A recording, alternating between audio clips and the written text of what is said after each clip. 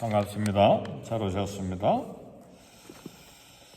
오늘 새벽에 설교 제목은 있어야 할 자리. 우리 좀 제목이 좀 생뚱맞는데 사람마다 있어야 될 자리가 있습니다. 그곳에 있어야 돼요. 그 자리를 지켜야 됩니다. 그것이 사역과 봉사의 자리일 수도 있고, 또 하나님을 섬겨야 될 자리도 있고, 또 남편으로서 혹은 아내로서 있어야 할 자리가 있고, 또 국민으로서, 백성으로서, 시민으로서 있어야 할 자리가 있고, 또 책임의 자리, 의무의 자리, 또 마땅히 해야 될 자리, 약속의 자리, 이런 자리가 있는데, 우리에게 있어야 할 그 자리를 지키는 은혜가 하나님 앞에서 저와 여러분에게 있기를 주의 이름으로 축복합니다. 사람이 자기 자리를 지키는 것, 자기 위치를 지키는 것 굉장히 중요합니다. 왜냐하면 가끔 자리를 지키지 않고 일탈할 때가 있어요. 몸은 그대로 있지만 마음과 생각이 또 일탈할 때가 있고, 또 몸과 생각이 함께 자리를 지키지 못하고 하나님 앞에서 떠나는 경우도 있습니다. 화산 폭발로 멸망한 폼페이시가 이제 많이 발굴이 됐죠.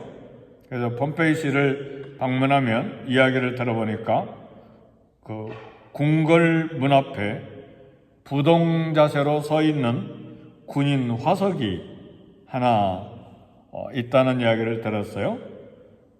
그 영화를 보니까 폼페이의 화산이 폭발해가지고 막 그 폭발한 연기와 돌이 하늘 막 수킬로까지 올라갔다가 폼페이시로 다 떨어지는데 모든 걸 다 덮잖아요.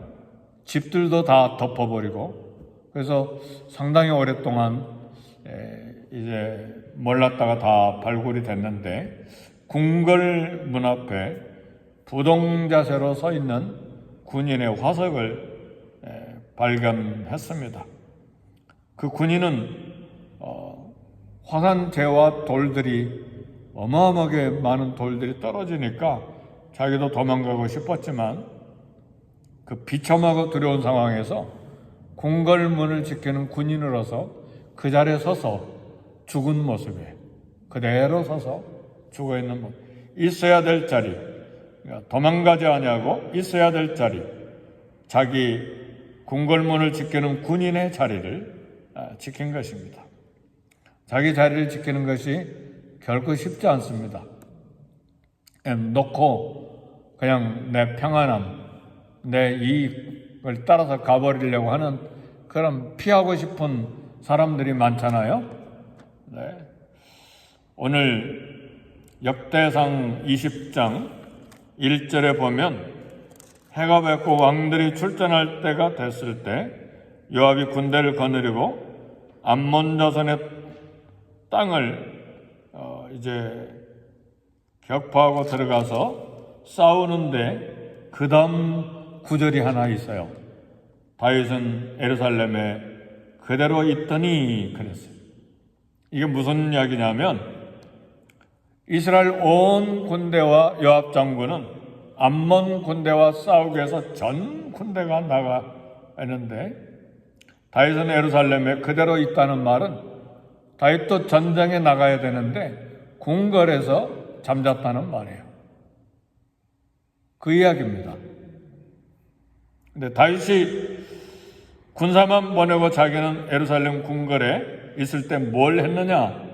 있어야 될 자리, 전쟁의 자리, 암몬을 징벌하는 자리가 아니고 궁궐의 자리에 그냥 있었기 때문에 전쟁에 나가지 아니하고 왕궁에 있으므로 무슨 사건이 생기느냐? 바세바와 가늠한 사건이 생긴 거예요. 있어야 될 자리 있지 아니하고 책임의 자리에 있지 아니하고 결국은 그렇게 편안한 자리 그리고 게으름의 자리에 있다가 바세바 남편까지 죽이는 그런 죄를 범했습니다. 다윗은 있어야 될 자리를 지키지 아니하므로 큰 죄와 온 국가에 문제를 만드는 그런 원인이 됐습니다. 엘리야 선지자는 사람도 없고 활동도 없고 맛있는 음식을 먹을 수 있는 그런 식사 자리도 아니고 인간관계도 없는 그리스시냇가로 피하라고 할 때에 그 황량한 광야 시냇가에 있었습니다. 하나님께서 머물라고 지시한 장소였기 때문에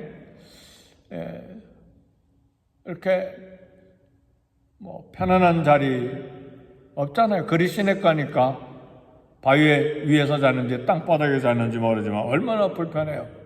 그리고 마음대로 먹을 것 없으니까 까마귀가 물어다 주는 떡과 고기, 그리고 그리시냇가에 물이 다 말라버릴 때까지 온 이스라엘에 기근이 있었기 때문에 그러나 그 자리에 계속 그 자리를 지키고 까마귀만 바라보고 있었습니다.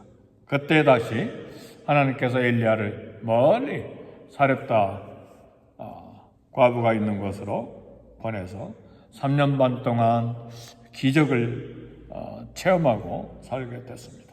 오늘 나의 자리에 있어야 될 자리는 어딘가? 게으름의 자리가 아닌가? 불편 때문에 하나님의 지시한 장소를 지키지 못하고 있는 건 아닌가? 생활이 힘들고 어려워도 하나님이 서 있으라고 지시한 곳에 머물러 순종하고 있어야 합니다. 하나님께서 나를 어디로 보내어 있게 하든지 그 자리는 내가 있어야 될 자리입니다. 근데 역대상 저자는 역대상하는 다윗의 믿음과 하나님께서 주신 위대한 승리의 역사를 기록하고 있기 때문에 다윗의 바세바 사건, 압살롬 반역 사건을 다 생략해 버립니다. 역사가로서 이 역대상을 기록할 때에 이런 다윗의 수치와 그리고 그 자식의 반역 사건을 다 생략합니다. 왜냐하면 이걸 쓸 때에 열왕기상하 혹은 다른 역사서처럼 다윗의 약한 거, 범죄한 걸 다 소상하게 기록한 것이 아니라 다윗은 예루살렘에 그대로 있더니 한마디로 그냥 싹 지나가 버려요. 왜 그랬는가? 다윗의 죄를 감추기 위한 것이 아니라 다윗의 약점이나 죄를 그런 것에도 불구하고 하나님의 약속이 성취되고 있는 것을 강조하기 때문에 그렇습니다. 왜요? 역대상하는 이 다윗의 위대한 역사와 하나님께서 어떻게 위대한 그 약속을 성취했는지 거기에 이제 주제가 있고 포커스가 있기 때문에 다윗이 죄를 지었고 약점도 있지만 하나님은 내 모든 대적으로 내게 복종케 하리라 그 약속을 지키신 것입니다. 그래서 오늘 2절 3절 보면 이제 다윗이 요압이 이제 부를 때에 다윗도 이제 나갑니다. 그래서 왕의 머리에서 보석 있는 왕관을 빼앗아서 자기 머리에 쓰고 또 암몬 성에서 어마어마한 전리품 노량물들을 무수히 이제 또 이렇게 무수한 재물들을 이제 탈취해서 가지고 오게 됩니다. 이 사건만 간단히 기록합니다.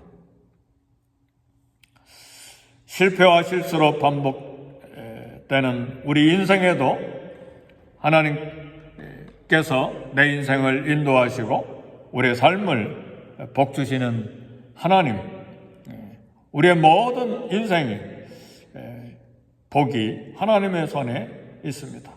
그래서 본문은 또 다윗의 전쟁의 승리와 전쟁에서 얻은 전리품을 또 이 역대상 저자는 지금 다윗이 계속해서 성전 건축 준비금을 준비하고 있기 때문에 이런 상황에서 밧세바 사건을 생략하는 것입니다.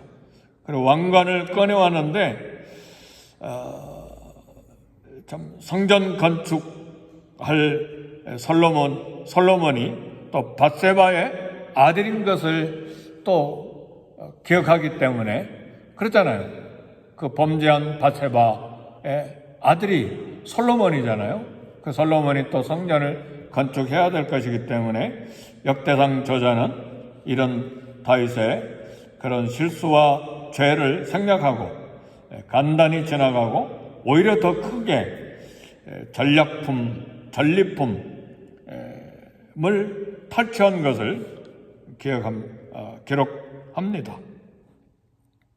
그래서 다윗은 암몬 왕 나하스의 죽음을 조문하기 위해서 보낸 그 사절단이 부끄러움을 당해서 돌아올 때